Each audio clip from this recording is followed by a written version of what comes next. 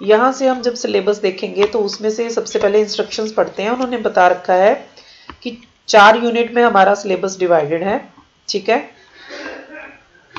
और ये देखें 4 यूनिट्स में और हमारे पास पेपर में 9 क्वेश्चन आएंगे। ये पैटर्न मैं आपको पहले भी बता चुकी हूँ।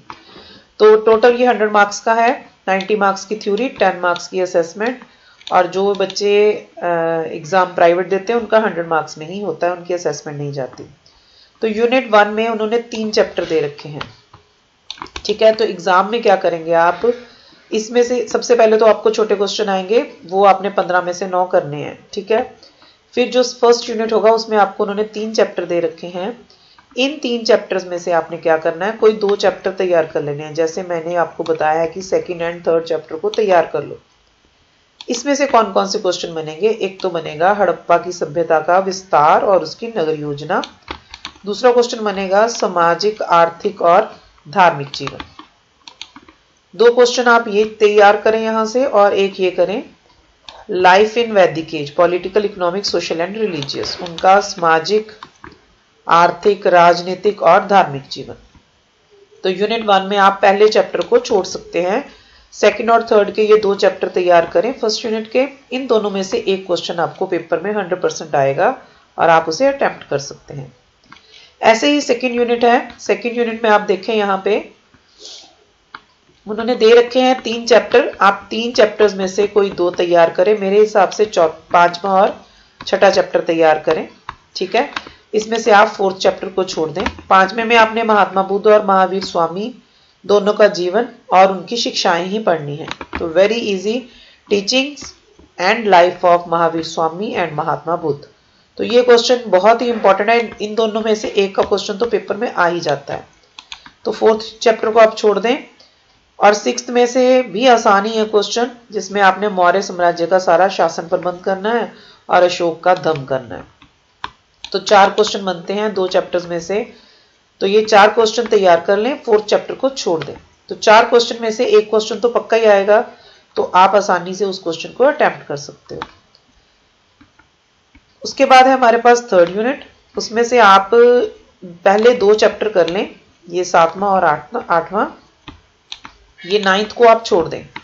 इसमें से आप मौर्य साम्राज्य का पतन और कनिष्क की अचीवमेंट्स को कर लें, और इसमें से आप कर लें गुप्त साम्राज्य का सामाजिक, आर्थिक, कल्चरल यानी कि उनका सभ्याचारक और उनका वैज्ञानिक जो तरक्की है गुप्त पीरियड में, ये कर लें। तो ये 3 क्वेश्चन बनते हैं, इनको आसानी से आप कर सकते हो। ये 9th वाला चैप्टर आप छोड़ दें। और 4th यूनिट में से मैं आपको हमेशा ही बताती हूँ कि मैप तैयार करें, और वो भी हिस्टोरिकल प्लेसेस का। और ये 100% ही होता है कि पेपर में आता ही है। भारत का ऐसा एक नक्शा लें और ये हिस्टोरिकल प्लेसेस उसमें भर लें। इसकी वीडियो भी मैंने चैनल पे बना के रखी हुई है, उस वीडियो को देख के आप प्लेसेस भरने की प्रैक्टिस कर सकते हैं। तो सबसे पहले आप करेंगे छोटे क्वेश्चन, ठीक है, जो कि 18 नंबर के होंगे, 15 में से 9 करेंगे। फिर फर्स्ट यूनिट आएगा, 2 क्वेश्चन होंगे, 2 में से 1 करेंगे, और एक क्वेश्चन 18 नंबर का होगा, तो कम से कम 5-6 पेज जरूर लिखें। फिर सेकंड यूनिट में 2 क्वेश्चन आएंगे, 1 क्वेश्चन करें, तो भी कम से कम 5 या 6 पेज का करें। थर्ड यूनिट में से भी 2 क्वेश्चन आएंगे और 2 में से 1 करें।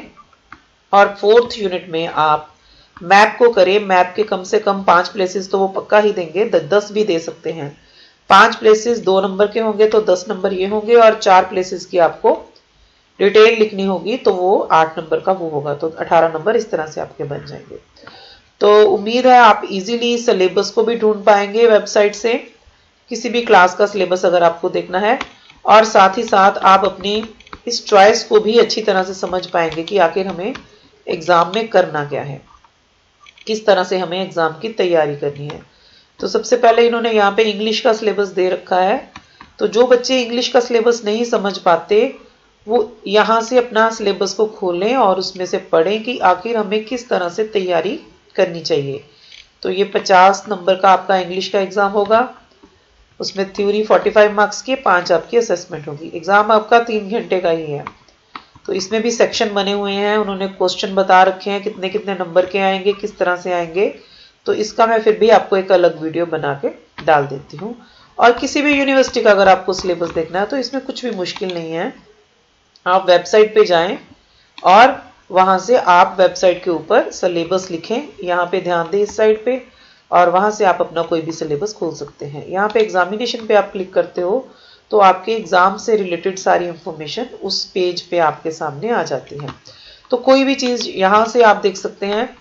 यहाँ पे इजीली आप उस पर्टिकुलर हेडिंग से सर्च कर सकते हैं कि आप क्या चाहते हैं, उसमें क्या करना चाहते हैं। ठीक है, तो ये आपका सिलेबस था फर्स्ट सेमेस्टर का, और ये मैंने आपको बताया था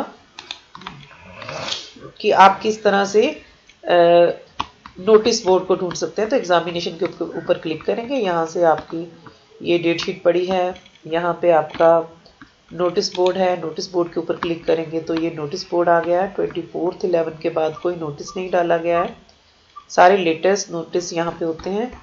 और ये आपकी डेट शीट है, तो जो भी आपको डेट शीट देखनी है उसके ऊपर आप क्लिक करेंगे और यहाँ से अपनी डेट शीट को ओपन करेंगे और वहाँ से आप इसको देख सकते हैं। Okay, thank you so much. Next video के लिए तैयार रहें।